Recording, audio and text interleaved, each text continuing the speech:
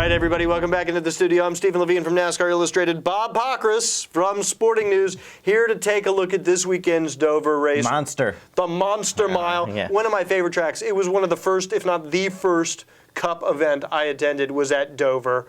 I remember interviewing Ryan Newman about this track once. He said, the greatest sensation of speed of any racetrack, including Daytona and Talladega. You feel like you're going faster at Dover, even though you may not actually be going faster. Well, because I think you're in the turn virtually all the time, and you're just going so fast on the concrete and the high banks that it's not maybe like some of the other high-speed tracks where you get a chance to catch your breath. I don't think you really ever get a chance to catch your breath at Dover.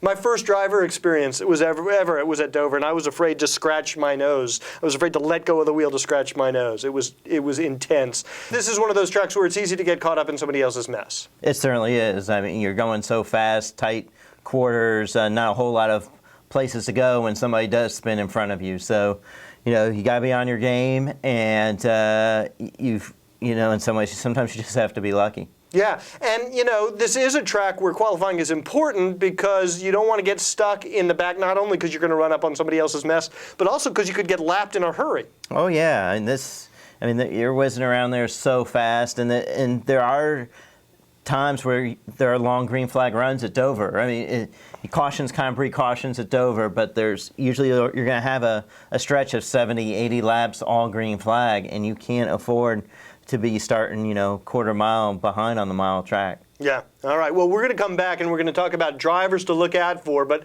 of course we have to wait for our special guest, Miss Sprint Cup. Brooke Warner will be joining us to talk drivers. All right. As promised, we're back and we're joined by Brooke Warner, Miss Sprint Cup herself. And before we go forward, we have to review the standings because Miss Sprint Cup, you have rocketed to the lead. Did we? Yes. I held on to the lead. I knew it was going to happen eventually. 2 weeks in a row, but you have overtaken me. We knocked you out. Your yeah, pick right? of Matt Kenseth, Kim's pick of Matt Kenseth. Matt was the top finisher of the three, so you guys were in first place. You now have 18 points total. My Kyle Busch pick was the third, was not great, but I'm still in second with 17 points. And Tom is in third with 16 points. You're going to now, Bob Pockrass from Sporting News, you are going to be picking for Tom. Okay. So you can either screw him and pick Travis Kvapil, or you can pick, you could do him a favor. We've been chatting already, so I'm sorry. This just might be your guys' weekend to be thrown under the bus. Bob Would we do that? Bob didn't divulge his pick yet, did he? No, I haven't But I tried to slay him earlier. Yeah. I'll probably try to be nice to Tom. I mean, he is last already. He is last already. True.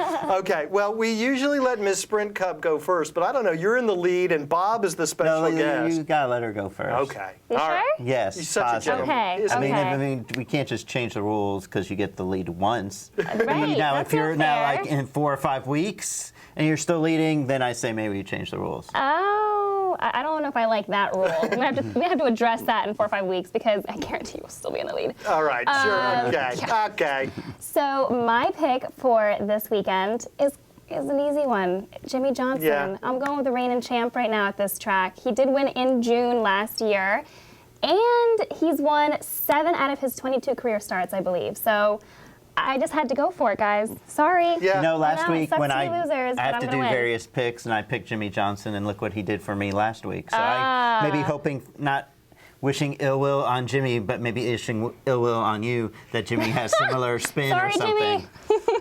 Yeah, I mean, it is a no-brainer. It's like reaching for the low-hanging fruit isn't such a bad idea when you're hungry. I mean, once we're in the lead, I want to stay in the lead. All right, Bob, you're up next. She's got Jimmy Johnson. I'm picking Matt Kenseth. Not bad. Matt Kenseth, That's a 8 good top one. 10s in those last 10 races at Dover, and that was in Roush equipment. So what's he going to do in Gibbs equipment? He'll be pretty good. He won there 2 years ago, and I think he's going to be very, very strong and very tough to beat. He is good at this track. His former teammate is also very good at this track, and that's who I'm going with. They don't call him Concrete Carl for nothing.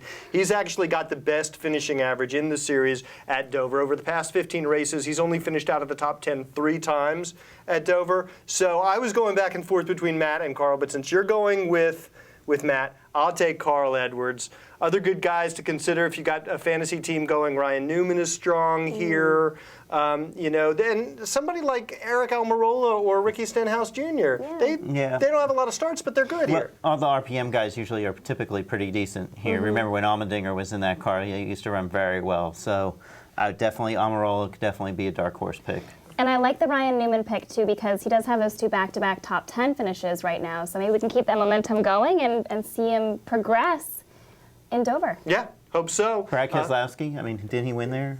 He did in the fall. All right. But he's got Paul Wolf back. That means everything. That's true. Good point, actually. That is a good point. Paul Wolf coming back. All right, Brooke has Jimmy Johnson. Street name.